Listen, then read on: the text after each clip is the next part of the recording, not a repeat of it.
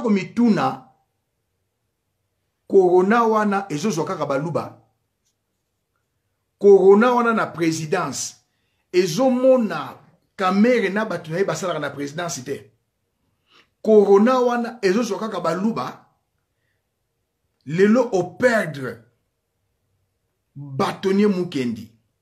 o perdre Jacques Ilunga akufi na corona te bakufi na poison moto acheli bango poison ezali Vital Kamerhe na patron na ye Paul Kagame babomi pe lisusu ndeko Kanumbi Mpiana conseiller Félix bazolinga koloba te.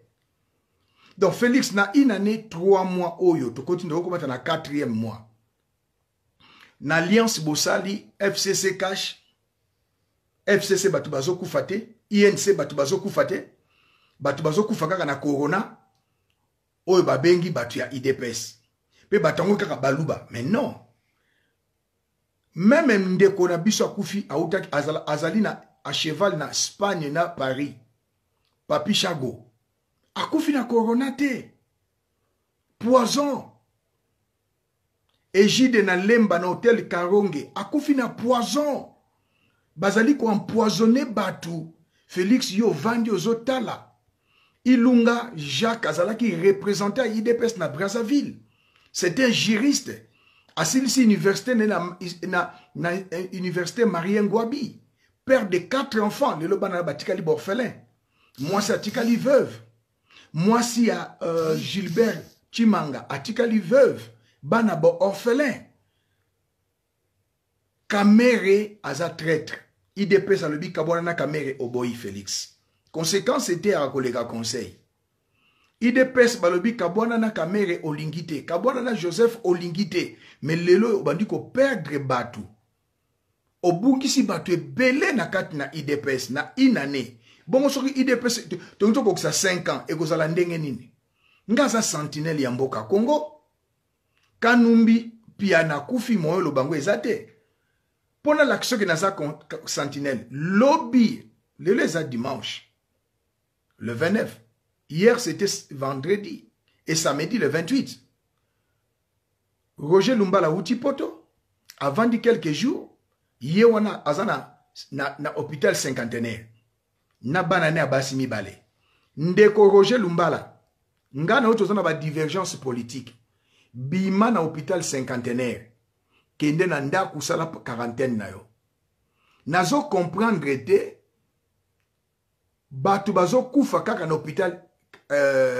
cinquantenaire ezali couloir de la mort na ye ko confirmer bana Congo même le médecin Didier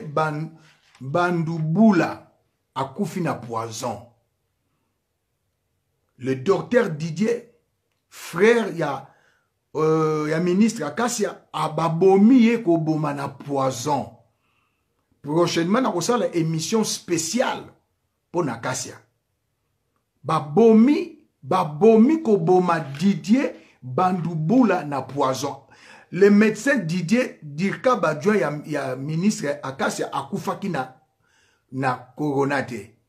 yo Félix yo ministre ya santé ce qui bokanisi 19 millions de milliards de dollars bakopesa bino vous vous trompez ngaza musali na nzambe s'il y a une erreur nakoloba yango nakobanga mutute même CIA salaka berere KGB salaka berere je dirais la vérité Didier Bandouboula leki Akasia akufi na poison empoisonné ye ko empoisonné akufi na coronavirus te jusqu'à maintenant bolobaki première victime Didier Bandouboula deuxième victime Bobomba bolobaka te troisième victime bokomoko sake mwana poto quatrième victime bolobi Bâtonnier cinquième victime bolobi Ilunga non. Les Rwandais sont en train d'éliminer les Congolais, surtout ceux qui sont proches de Félix Tshilombo. Félix, bazako vizende yo. Bata IDPS bazako flatte yo, bazo sosolate. Nalobi Félix, na présidence. Nazo tout no Félix question, na présidence. Kamerhe aza na présidence. aza na corona te ndenge nini bato basalaka na biro ne baza na corona te ndenge nini kaka ba proche na yo nde soka uti poto babia akufi na corona na poto bambeto ezali ba place ezali lisusu te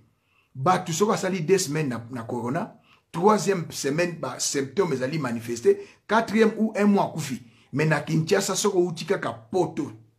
particulièrement uti France Kagame azoboma po botelemelaki concert ya Fali badon oyo Fali alingi kosala bondima te Fali alingi ko empoisonner ba congolais na badon Fali azali na maboko ya mwasi oyo babengi Louise Mushikiabo bana Congo boyo kelaka ngai le bâtonnier Mukendi Félix Akokamwa alingaka tia ye président ya cour constitutionnelle Kamere ayebisi Kagame bacheli ye poison Ilunga Jacques balingi batia ye président ya Seni Kamere ayebisi Kagame babomie Ilunga Jacques c'est un frère pour moi